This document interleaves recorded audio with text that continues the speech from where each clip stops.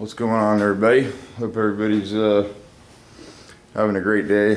Hope some of you have some time off before Christmas to get ready for the holidays, and hope everybody's having a good season, and hope things are going good for people. I know a lot of people are going through some stuff in the garage right now, and hopefully the new year brings some better times for a lot of people.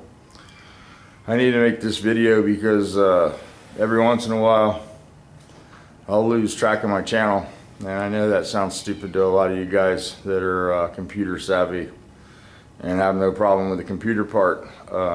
My part seems to be the easy part for me, is making the videos, pushing the record button. Isn't that hard for me.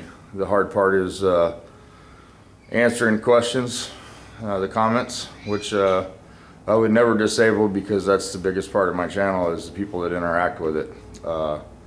So I've gotten a smartphone lately, and basically it's got voice command, and when I want to answer a question I just talk to the phone, and then I retype that into the comment box.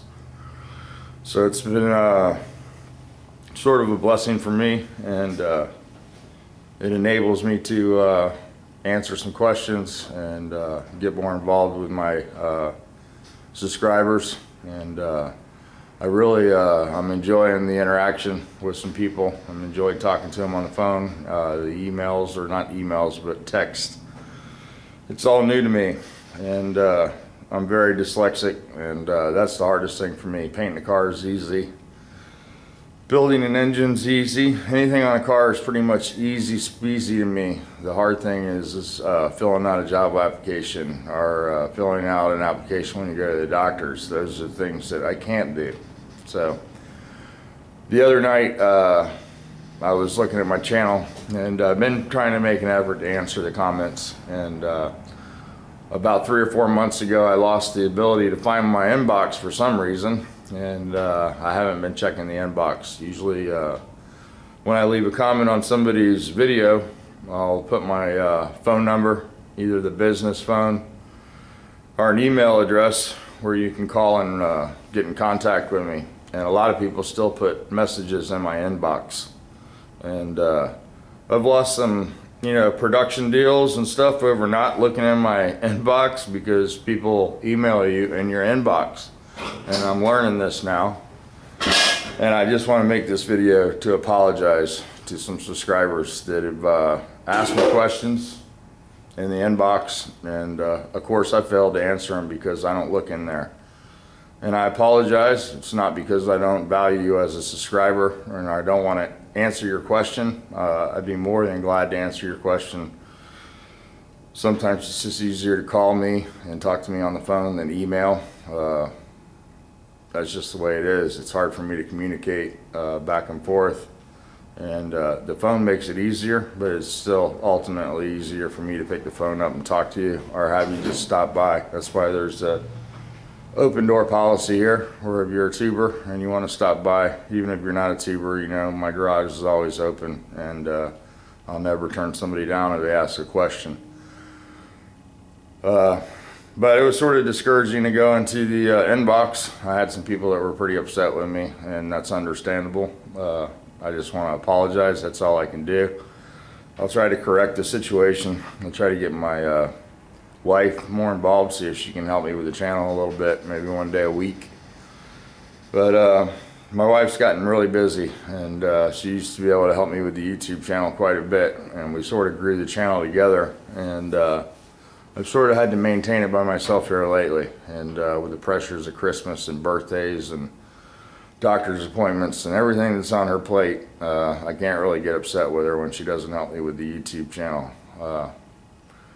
Although it's the most important thing in my life right now, it's probably not the most important thing in her life. So she's got a lot of other stress on her plate sometimes than to worry about YouTube. But this is important to me, so I thought I'd make this video. I'm truly sorry. Hopefully we can fix this. Hopefully it didn't damage too many relationships. I will be responding to those email questions today that are in the inbox. All I can do is apologize to you. So if you left me an email months ago in the inbox, it'll get answered today. And we'll move on from here. I apologize, and that's all I can do, guys. So, give you a quick tour around the shop. Been doing some stuff around here. I got the thing all done there. Got the brakes all together, adjusters, lubes, springs all cleaned up, backing plates painted, new wheel cylinder shoes, new shocks. Got some sway bar bushings to put on. I have to repack some wheel bearings today on this one.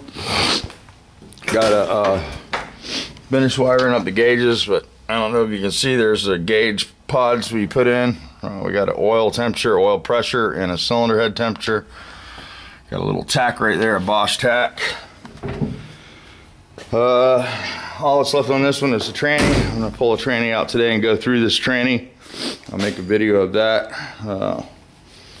Here's the motor here. I got some stuff bolted back on that last night. The fuel pump, I had the stand already on there. I made sure that the fuel pump cleared the alternator. We got lucky. Somebody had replaced the fuel pump already and put the alternator type on there, because we're swapping over to an alternator on this. And I got all my broken bolts and stuff tapped out. I got all my sheet metal painted last night, so we can get all this put back on the motor today and get it back in the car. Backing plate for the alternator. I wanted to clean all the sheet metal and paint everything so it looked nice. Here's our intake manifold. I gotta weld that hole up and blow a little paint on that, but I wanted to get most of it painted and just blow a little spot there today. We got this motor back together last night. We did our clutch video on this, and this one will be going back in this morning. The accelerator cable's already installed in the car.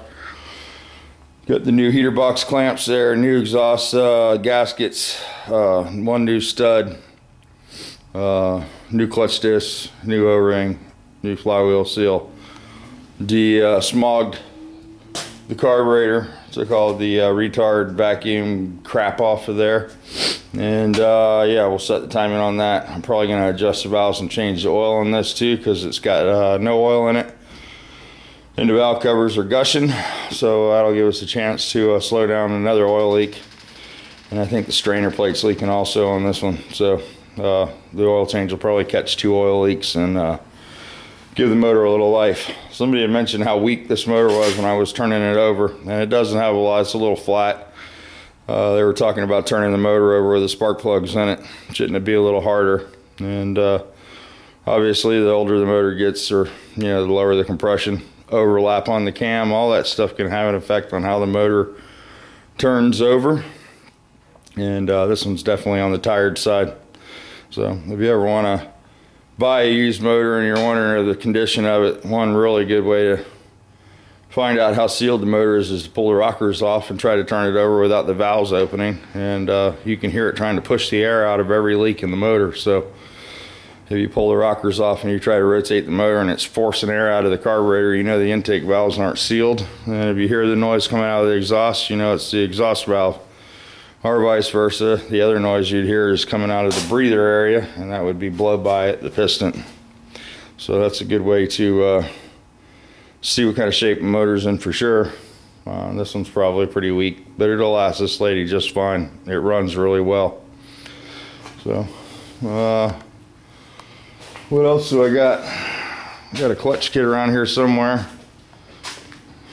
Over here, what did I do with, here's the clutch that I got for the thing. The first clutch kit that we purchased was the $50 one. They have a $50 clutch and they have a $139 clutch. I don't make any markup on my parts. I stopped doing that a long time ago with the Volkswagen crowd, because most of the time they don't want to spend the money to repair the car, and I don't see any reason in gouging somebody on the markup on the parts, especially with the quality of today's parts. I don't really want to be responsible for gathering or the quality of the part, because a lot of times the quality of the part is just horrific. If you guys go back and you look at the thing that we built the motor for, it was a 1973 yellow thing that came in. We put a shelf motor in, or I built the motor for it. and it had an aftermarket clutch on the back of it, and you can see how this clutch has a fairly robust shoe over the pressure plate.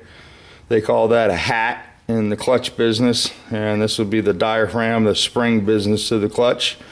This is what gives you the pedal feel when you push the clutch in, and this is what works all the time. Every time you push the clutch in, these springs are depressed. It lets the clutch freewheel or disengage from the flywheel, and that's how the clutch works. Your release bearing rides on this surface here, and every time you push the clutch in, it collapses this diaphragm and releases the clutch from the flywheel. Now on the thing, I was reluctant to use the clutch that came in on the motor. The car was blown up, so I didn't get to drive the car, but I balance all my motors static. I'll balance all the rods, all the piston cylinders, and I zero everything out. And if I think it needs to be, I'll take it over and have it spun up and balance the assembly. But normally you can just balance the rotating parts, zero everything out, and have really good luck with the stocker. However, it was the first time that I built the motor and I had a bad vibration, and I wasn't really sure. It concerned me so bad I pulled the motor out and actually split the case. The vibration was so bad. The only thing that I could contribute the vibration to was the aftermarket clutch. They eliminate all this shoe area, hat area, and it becomes all diaphragm. This spring section, real long springs, and I'd say 90% of the hat or the cover for the shoe is spring arm, and anytime you lighten the assembly that bolts to the back of the engine, this is pretty much the OEM standard. And if you bought a Volkswagen in 1973 or 1974, this would be the type clutch that you would have in your car. This would be the style of hat, and the motors were balanced to this assembly and this weight on the back of the motor. Now, a lot of times guys will put a lightened flywheel on the back of a motor and come up with a balance issue. If they don't rebalance the assembly, when you cut 10 pounds off the back of a motor, it can affect the way the motor operates. And the same with this clutch. When you redesign a part and you don't take into consideration the rotating mass that you're bolting it to, you can have some serious balance issues. So needless to say, I took the clutch kit back. The parts guy said that he's never had an issue with them. He sold 200 of them and had one come back.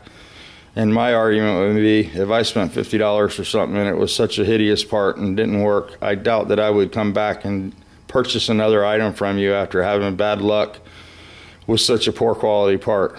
I wouldn't trust you to be able to source me the proper one after going down that avenue.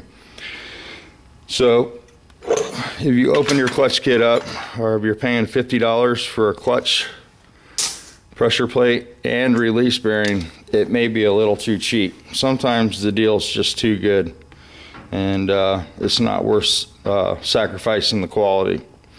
So this is what we went with. This is a little more expensive deal, but it's much more closer to what the OEM would be, not the aftermarket.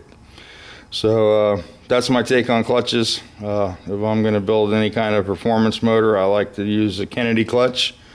There are much better clutch systems out there now. They have dual disc clutch, 3-disc clutch, but I'm pretty old school. We're getting ready to pull the motor out of the drag car, and I'll show you the clutch that's in that car. I bought that clutch in 1986, and I'm still racing it. So managing the parts, and good quality parts are important to buy the first time because they last a lifetime.